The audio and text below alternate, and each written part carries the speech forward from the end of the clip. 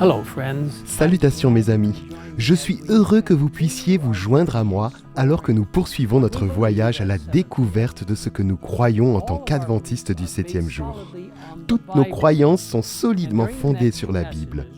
Et au cours des 2 prochaines vidéos, nous examinerons ce que les Écritures disent de Dieu le Fils. Il est impossible de saisir dans une courte vidéo ou même dans un livre massif l'image complète de qui est Jésus-Christ. Dans l'évangile de Jean, nous apprenons beaucoup de choses sur Jésus, mais même le disciple bien-aimé a eu du mal à saisir tout ce qu'il avait à dire, puisqu'il a conclu son évangile par ces mots rapportés dans Jean chapitre 21, verset 25. Jésus a fait encore beaucoup d'autres choses. Si on les écrivait en détail, je ne pense pas que le monde entier pourrait contenir les livres qu'on écrirait. Néanmoins, Jean, par l'inspiration du Saint-Esprit, nous enseigne beaucoup sur le Sauveur. Il commence son évangile par ces mots puissants. Au commencement, la parole existait déjà. La parole était avec Dieu et la parole était Dieu. Elle était au commencement avec Dieu. Tout a été fait par elle et rien de ce qui a été fait n'a été fait sans elle. En elle, il y avait la vie et cette vie était la lumière des êtres humains. La lumière brille dans les ténèbres et les ténèbres ne l'ont pas accueillie. Ces versets nous disent beaucoup sur qui est Jésus. Il est éternel. Il est Dieu et était avec Dieu le Père dès le commencement.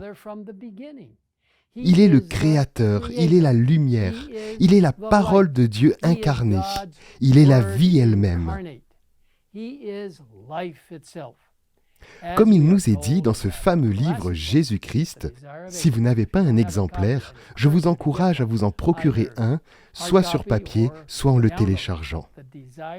Jésus-Christ dit « En Christ réside la vie, une vie originelle, non empruntée. » Jésus-Christ est Dieu de la manière la plus absolue, et avec sa descente sur la terre, pleinement homme. C'est un mystère que nous ne pourrons jamais comprendre complètement. Mais il est le Fils de Dieu et le Fils de l'homme. Voici comment ce concept est expliqué dans la 4e croyance fondamentale des adventistes du 7e jour, intitulée « Le Fils ». Dieu, le Fils éternel, s'est incarné en Jésus-Christ. Par lui, tout a été créé. Par lui, le caractère de Dieu est révélé. Le salut de l'humanité est accompli et le monde est jugé. Éternellement et véritablement Dieu, il est aussi devenu véritablement homme, Jésus le Christ. Il a été conçu du Saint-Esprit et il est né de la Vierge Marie. Il a vécu et a été soumis à la tentation en tant qu'homme, mais il a donné l'exemple parfait de la justice et de l'amour de Dieu. Ces miracles ont attesté sa divinité et l'ont confirmé comme le Messie promis. Il a souffert et il est mort de son plein gré sur la croix pour nos péchés et à notre place. Il est ressuscité des morts et il est monté pour exercer un ministère en notre faveur dans le sanctuaire céleste. Il reviendra en gloire pour apporter la délivrance finale à son peuple et la restauration de toutes choses. Alors que nous allons en apprendre davantage sur le caractère de notre merveilleux Sauveur Jésus-Christ, tout au long de l'éternité, examinons brièvement pendant ces prochaines minutes 3 points principaux concernant Dieu le Fils. Numéro 1, il est éternel. Dans Michée 5, verset 1, le prophète décrit Jésus comme celui dont l'origine remonte loin dans le passé, à l'éternité. Jésus lui-même a dit aux Juifs, comme l'indique Jean 8, verset 58, « Avant qu'Abraham est né, je suis. » Et dans Apocalypse 22, versets 12 et 13, il nous dit, à vous et à moi, « Voici, je viens bientôt, et j'apporte avec moi ma récompense pour traiter chacun conformément à son œuvre. Je suis l'alpha et l'oméga, le premier et le dernier, le commencement et la fin. » Numéro 2, la mission de salut de Jésus-Christ a été établie avant la création du monde. Dans 1 Pierre 1, verset 19, l'apôtre Pierre déclare que nous avons été rachetés par le sang précieux du Christ, qui s'est sacrifié comme un agneau sans défaut et sans tache. L'apôtre poursuit au verset 20 en affirmant que Jésus a été révélé dans les derniers temps à cause de vous. Dans l'Apocalypse, Jean affirme ce point lorsque dans Apocalypse 13, verset 8, il se réfère à Jésus comme l'agneau offert en sacrifice, et ce, dès la création du monde. Numéro 3, la naissance et la mission de Jésus ont été annoncées dans les prophéties. Peu après qu'Adam et Ève eurent péché, Dieu leur révéla la première prophétie d'un Rédempteur à venir lorsqu'il dit au serpent « Je mettrai l'hostilité entre toi et la femme, entre ta descendance et sa descendance. Celle-ci t'écrasera la tête et tu lui blesseras le talon. » Vous voyez, les prophéties ont continué tout au long de l'Ancien Testament avec des hommes de Dieu parlant d'une seule voix, donnant des indications claires pour identifier le Sauveur du monde. Dieu a promis que le Rédempteur viendrait par la descendance d'Abraham, promettant, comme indiqué dans Genèse 22, verset 18, que toutes les nations de la terre seront bénies en ta descendance. Ésaïe a prophétisé que le Sauveur viendrait sous forme d'un enfant mâle et qu'il serait à la fois humain et divin, comme nous le disons dans Ésaïe 9, verset 5. En effet, un enfant nous est né, un fils nous est donné, et la souveraineté reposera sur son épaule.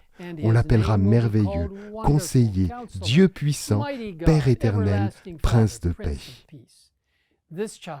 Cet enfant naîtrait à Bethléem, comme le prophétise Michée 5, verset 1.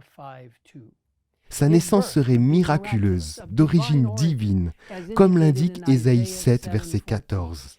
La Vierge sera enceinte, elle mettra au monde un fils et l'appellera Emmanuel. En Matthieu 1, versets 20 et 21, le Nouveau Testament confirme cette prophétie. Nous lisons qu'un ange dit à Joseph: « N'aie pas peur de prendre Marie pour femme, car l'enfant qu'elle porte vient du Saint-Esprit. Elle mettra au monde un fils, et tu lui donneras le nom de Jésus, car c'est lui qui sauvera son peuple de tous ses péchés. » Jésus lui-même, lors du culte de la synagogue de Nazareth, a reçu le livre d'Ésaïe. Ouvrant le rouleau, il a lu le passage que nous trouvons dans Ésaïe 61, versets 1 et 2. « L'Esprit du Seigneur, de l'Éternel, est sur moi, parce que l'Éternel m'a consacré par onction pour annoncer de bonnes nouvelles aux pauvres. Il m'a envoyé pour guérir ceux qui ont le cœur brisé, pour proclamer aux déportés la liberté et aux prisonniers la délivrance, pour proclamer une année de grâce de l'Éternel. » En fermant le rouleau, Jésus, comme le rapporte Luc 4, verset 21, a proclamé « Aujourd'hui, cette parole de l'Écriture est accomplie. » Et lorsque nous lisons la vie et le ministère du Christ sur terre, il est clair qu'il a rempli sa mission telle que décrite par les prophètes.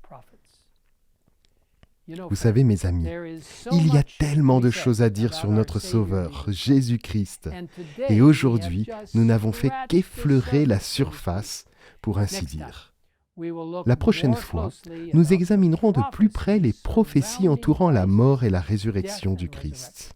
En attendant, je vous encourage à étudier davantage par vous-même. Vous trouverez d'excellentes ressources sur le site adventist.org/beliefs.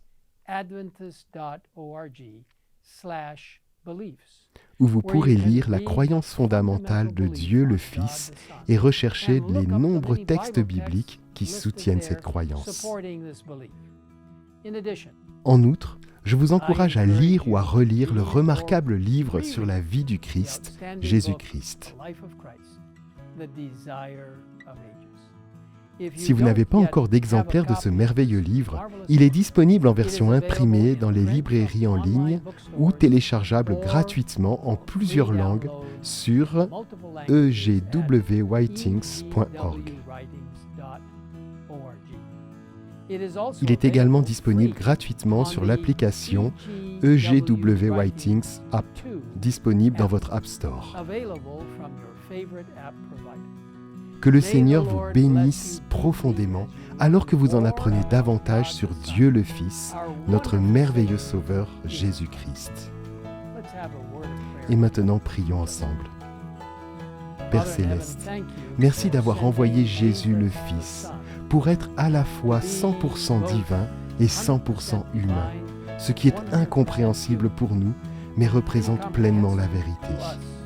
Alors maintenant, nous te demandons de guider chacun d'entre nous, alors que nous nous appuyons sur Jésus, notre frère bien-aimé, notre Rédempteur, notre Sauveur et Roi, notre grand prêtre, celui qui nous guidera chaque jour. Merci de nous entendre dans cette prière.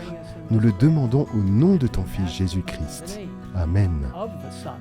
Jesus Christ. Amen.